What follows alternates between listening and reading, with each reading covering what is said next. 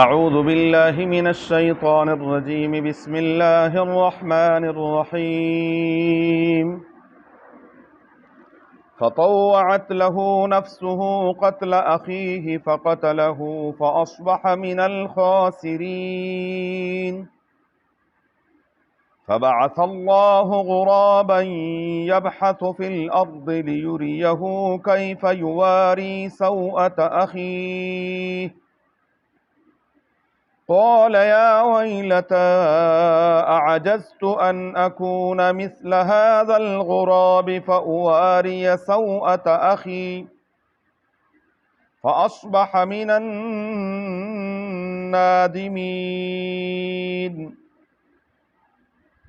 فطوعت له نفسه، پس آمادہ کیا قابیل کو اس کے نفس نے، قتل اخیہ، اپنے بھائی حابیل کو قتل کرنے پر، فقتلہ، بس قتل کر ڈالا، فاصبح من الخاسرین، ہو گیا وہ نقصان اٹھانے والوں میں سے۔ فبعث اللہ غرابا، اللہ نے بھیجا ایک کوا، یبحث فی الارض، وہ زمین کو کوریدتا تھا، لیریہ کیف یواری سوءۃ اخیہ، تاکہ اللہ تعالیٰ دکھائے اس کو کہ کیسے اس نے چھپانا ہے اپنے بھائی کی لاش کو۔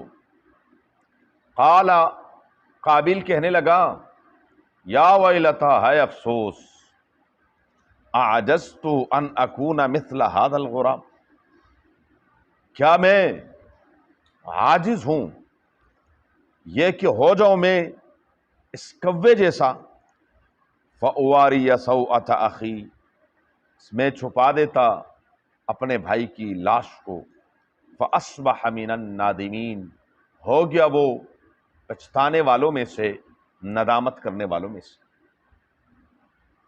فطوعت له نفسه قتل اخیہ، سورہ مائدہ کی آیت نمبر 30 اور 31 ہیں۔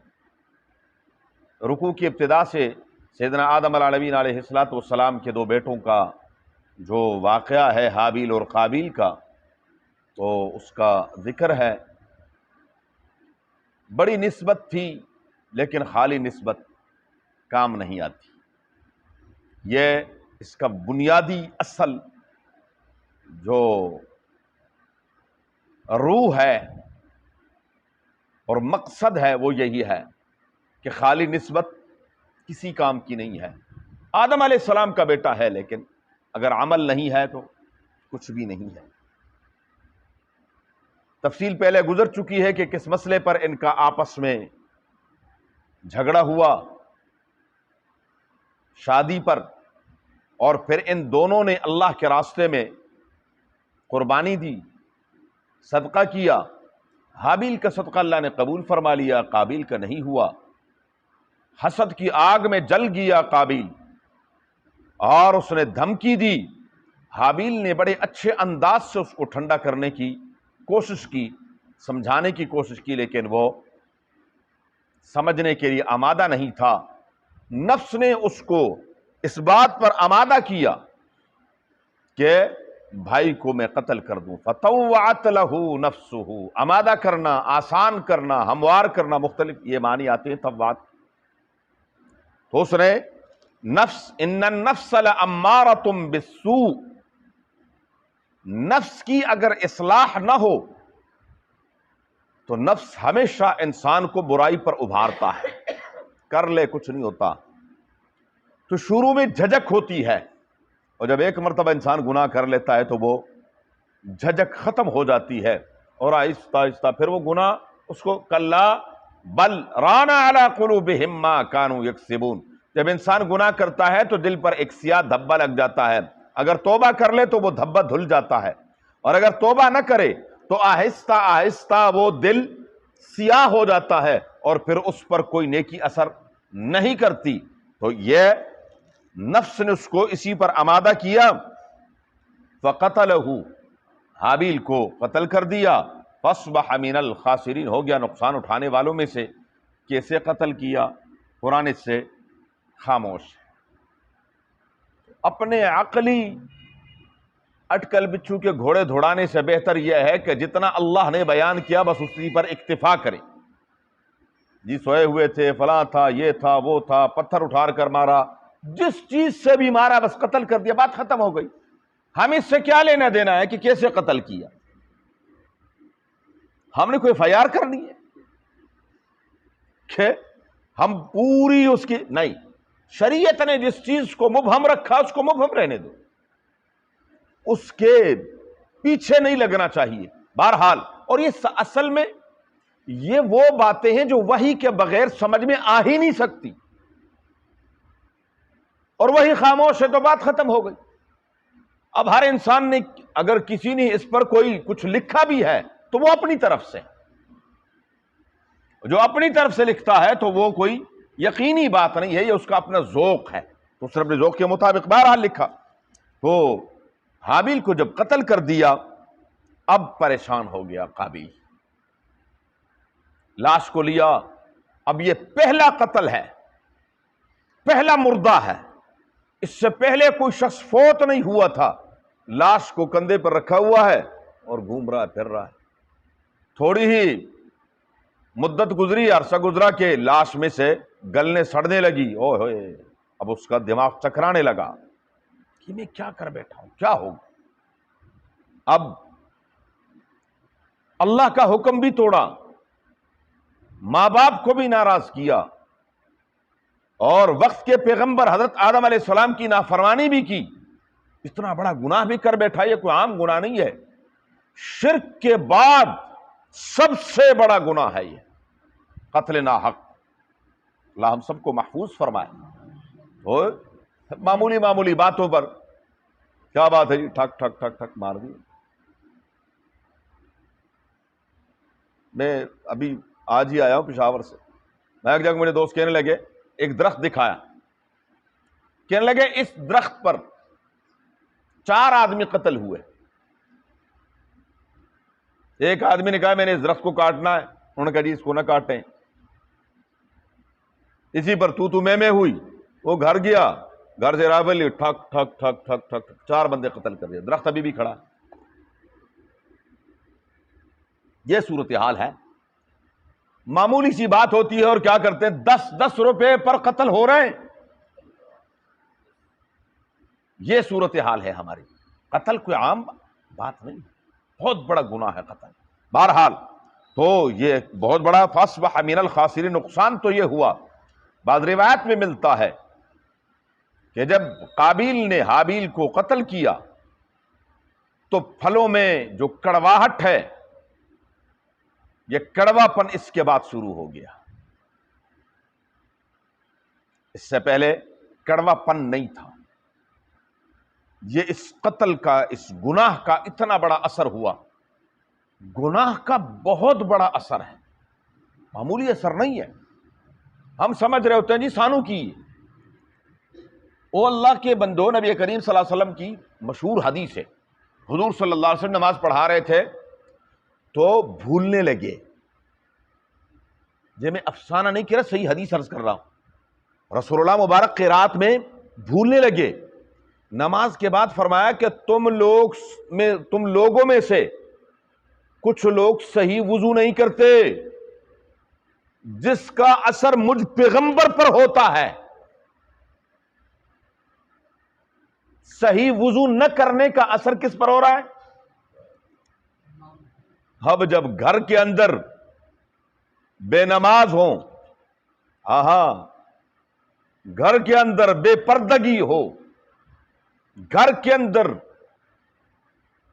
مشتبہ چیزیں ہوں، پھر ہم کہیں جی میں تو جی نمازیں بھی پڑھتا ہوں، ذکر بھی بڑا کرتا ہوں، لیکن پتہ نہیں گھر میں کچھ حالات ٹھیک نہیں ہو رہے۔ او میرے بھائی، آپ کے کرنے سے حالات تھوڑی ٹھیک ہوں گے، جب تک سب ٹھیک نہیں ہوں گے حالات ٹھیک نہیں ہوں گے۔ تو جب گھر ٹھیک نہیں ہوگا تو محلہ ٹھیک ہو سکتا ہے، اور جب محلہ ٹھیک نہ ہو تو علاقہ ٹھیک ہو سکتا ہے، اور جب علاقہ ٹھیک نہ ہو، ایک بے نمازی کی نحوست 40 گھروں پر پڑتی ہے صحیح حدیث، اور جس گھر میں ہو اس کا کیا حال ہوگا؟ ہم سمجھ رہے ہیں مسئلہ ہی کوئی نہیں جی، سانوں کی ہے، یہ حالت ہے۔ تو بہرحال اس جرم کا بہت بڑا اثر ہوا دنیا پر، اور اس جرم کی وجہ سے سب سے بڑا جو نقصان ہوا قابیل کا وہ یہ کہ قیامت تک جتنے بھی قتل ہو رہے ہیں اس کا حصہ ہے۔ لِأَنَّهُ أَوَّلَ مَنْ سَنَّ الْقَتْلِ، رسول اللہ مبارک فرماتے ہیں اس نے پہلے قتل کی ابتدا کی ہے، سب سے پہلی اینٹ اس نے رکھی ہے، تو دنیا میں جو بھی قتل ناحق ہوتا اس کو بھی پڑتا ہے۔ اب جب لاش کو، تو لاش سے جب پریشان ہوا، اللہ تبارک و تعالیٰ نے پھر کرم کیا، فَبَعَثَ اللَّهُ غُرَابًا، ایک کوے کو بھیجا۔ بائبل میں ہے فاختہ بھیجا، لیکن چونکہ بائبل جو ہے وہ تحریفات سے پاک نہیں ہے، اور الحمدللہ قرآن کریم تحریف سے پاک ہے، محفوظ ہے یہ، تو اس لیے ہم اسی کو ترجیح دیتے ہیں کہ غراب، فَبَعَثَ اللَّهُ غُرَابًا، اللہ تعالیٰ نے ایک کوے کو بھیجا، يَبْحَثُ فِي الْأَرْضِ، اور وہ زمین کورید رہا تھا، آیا زمین کوریدنے لگا، لِيُرِيَهُ كَيْفَ يُوَارِي۔ اچھا، پرندوں میں اور جانوروں میں یہ ایک عجیب و غریب پرندہ ہے، اگر کوئی ایک کوا بھی مر جائے تو سب اکٹھے ہو جاتے ہیں اور کاں کاں کاں کاں شروع کر دیتے ہیں، اور اگر آپ وہ مردہ کوا اٹھا لیں تو پھر آپ کی خیر نہیں۔ تو یہ ان کے اندر ایک عجیب خاصیت اللہ تبارک و تعالیٰ نے رکھی۔ بہرحال یہ آیا اور اس نے زمین کوریدی، اور ایک دوسرا کوا تھا اس کو مردہ، اس کو زمین کے اندر وہ کر کے پنجوں سے پھر مٹی اس کے اوپر ڈال دی۔ اب اس نے کہا کہ لیوریہو کیف یواری سوءۃ اخی، اللہ تعالیٰ خود فرماتے ہیں تاکہ قابیل کو دکھائے کہ اپنے بھائی کی لاش کو کیسے اس نے چھپانا ہے۔ مردے کو دفنانا یہی فطرت ہے، اور الحمدللہ شکر کریں کہ اللہ تعالیٰ نے ہمیں مسلمان بنایا ہے۔ ہم اپنے مردوں کو کیا کرتے ہیں؟ باعزت طریقے سے دفنانا چاہیے، ایسے نہیں، باعزت طریقے سے، بڑے پیار سے۔ اور میں ہمیشہ عرض کیا کرتا ہوں، دیکھیں موت میں نے بھی مرنا ہے، ہر ایک نے مرنا ہے۔ گھر میں فوتگی ہو جائے تو اگر مرد ہے تو مرد خود اس کو سنبھالے، اگر عورت ہے تو گھر کی عورتیں اس کو سنبھالیں۔ ہم کیا کرتے ہیں؟ پروفیشنل غسل دینے والوں کو بلاتے ہیں، اب اس کا وہ پروفیشنل ہے، اس کا کام یہ یوں پھینکتا، یوں ایسے نہیں، بڑے پیار سے محبت کے ساتھ اس کو غسل دیں، یہ اس کی آخری خدمت ہوتی ہے۔ لیکن میں نے دیکھا ہے کہ میں جب کہتا ہوں بھائی آ جاؤ، سکھاتا میں ہوں، بتاتا میں ہوں، آپ نعوذ باللہ اپنے باپ سے گھن آ رہی ہوتی ان کو، جی قریب نہیں جاتے، اور کہتے ہیں کیا؟ ڈر لگتا ہے۔ جو گھر چھوڑا اسے ڈر نہیں لگتا، جو بینک بیلنس چھوڑا اس سے ڈر نہیں لگتا، لیکن ابا جی کی لاش سے ڈر بھی لگ رہا ہے، گھن بھی آ رہی ہے۔ وہ جو گھٹیا صابن ہوتا ہے، گھٹیا جو بازار سے منگواتے ہیں، وہ سامان کے اندر ایک گھٹیا سی، وہ صابن کے ساتھ، اور خود ان کے غسل خانوں میں ڈاؤ پڑا ہوتا ہے۔ مجھے شدید غصہ آتا، میں کہتا ہوں بھائی اندر سے بہترین صابن لے کر آؤ۔ جب 3-4 بچے ہوں تو ہر ایک دوسرے کا منہ دیکھ رہا ہوتا ہے کہ سمجھ رہا ہوتا ہے کہ تو لیا، دوسرے کہتا ہے تو لیا، دوسرے کہتا ہے تین۔ جب میں کہتا ہوں جی تولیہ لیا، تو خدا کی قسم کھا کر یہ قرآن میرے سامنے ہے کہ ارب پتی آدمی دنیا سے گیا ہوتا ہے اور اس کے لیے گھر سے تولیہ میسر نہیں ہوتا۔ حالت ہماری یہ ہے، جن بچوں کے لیے ہم دنیا کا ہر کرپشن کرتے ہیں، وہ بچے ہمارے ساتھ یہ کرتے ہیں۔ میں نے اپنی آنکھوں سے دیکھا، ایک کی طرف دیکھ رہا ہوتا ہے کہ تو اپنا تولیہ لے، دوسرا دوسرے کی طرف۔ میں کہتا ہوں بھائی وہ تسی نے لے کے، بھائی اس بدبخت کا کچھ نہیں ہے گا، یہ جو دنیا سے گیا ہوا ہے اس کا تولیہ شولیہ کچھ نہیں ہے، کہ کم از کم اس کو خشک تو کر دے، لیکن نہیں لے کے آتا وہی۔ اور یہ کپڑا پیا نہیں تھے تاڑے کو، الحمدللہ میں چونکہ بتا ہوں تو میں سناتا ہوں، پھر میں ان کا دماغ ٹھیک کرتا ہوں، کیونکہ میں نے پیسے تو لینے نہیں۔ الحمدللہ اللہ کا لاکھ لاکھ شکر ہے، یہ کام کرنا نہیں، یہ بہت بڑی، اپنے مردے کی خدمت خود کرے۔ پروفیشنل ادھر تھے، فوت ہو گئے، میں نام نہیں لوں گا. ایک جگہ ہم گئے، ایک بہت بڑے خانوادے سے ان کا تعلق تھا جو فوت ہوئے تھے، اور وہ اس کے پیٹ کے اوپر یوں چڑھتا تھا اور ماں بہن کی گالیاں بھی دے رہا تھا. اور جب اینڈ پہ ان کو، یہ آج سے کوئی 18-20 سال پہلے کی بات، میں شروع میں اسلام پورہ میں، اینڈ پہ انہوں نے اس دور میں 1000 روپے دیے تو اس نے پھر اتنی بڑی بڑی گالیاں دی، ان کے گند صاف کرو، اور یہ فلاں فلاں اور یہ فلاں فلاں، اور یہ ہمیں پھر صرف 1000 روپے دے کے ہمیں تنخواہ دیتے. اس لیے جب انسان دنیا سے چلا جائے، حدیث شریف کا مفہوم ہے یہ چور چور ہوتا ہے. خدا کی قسم اگر یہ واپس آ کر بتائے تو آپ دنیا کا سب کچھ چھوڑ کر جنگلوں میں بھاگ جائیں جن تکالیف سے یہ گزرا ہوتا ہے. یہ روح ایسے آسانی سے تھوڑی نکلتی ہے، اس کا جسم چور چور ہوتا ہے. اس کو بڑے پیار سے غسل دینا ہے، بڑے پیار کے ساتھ اس کو کفنانا ہے، بڑے پیار سے اٹھا کر چارپائی پر رکھنا ہے، اور پھر بڑے پیار سے اٹھا کر قبر میں رکھنا ہے باعزت. بسم اللہ وعلی ملت رسول اللہ. اچھا جی، میں کہتا ہوں خوشبو لے آؤ. اول تو میں جہاں جاتا ہوں تو میں اپنے ساتھ کوشش کرتا ہوں کہ اچھی سے اچھی جو میرے پاس خوشبو میں لے کے جاتا ہوں، کیونکہ یہ انسان ہے، یہ اللہ کی مخلوق، اللہ کا بندہ ہے، اس نے اللہ کے پاس جانا ہے. تو جب میں ان سے کہتا ہوں جو خوشبو، تو وہ ایک دوسرے کے منہ دیکھ، اور یہ دے خوشبو پئی ہے. اس سامان میں ایک ایسی خوشبو آئی ہوتی جو ساری زندگی میں کہتا ہوں سونگنا تو کیا دیکھنا بھی پسند نہیں کرتا، لیکن جب مر جائے تو کہتے ہیں یہ خوشبو اس کو لگاؤ. حدیث شریف میں ہے کہ جب دنیا سے بندہ چلا جائے تو اس کے جتنے بھی اعضائے سجدہ ہیں، پیشانی ہے، گھٹنے ہیں، ان پر کیا کرو؟ خوشبو لگاؤ.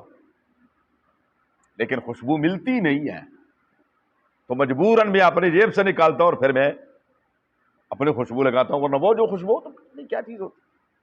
اس طرح نہ کریں. یہ ہماری صورتحال یہ ہے، ہم نے خود تربیت نہیں کی ہوتی اپنے بچوں کی.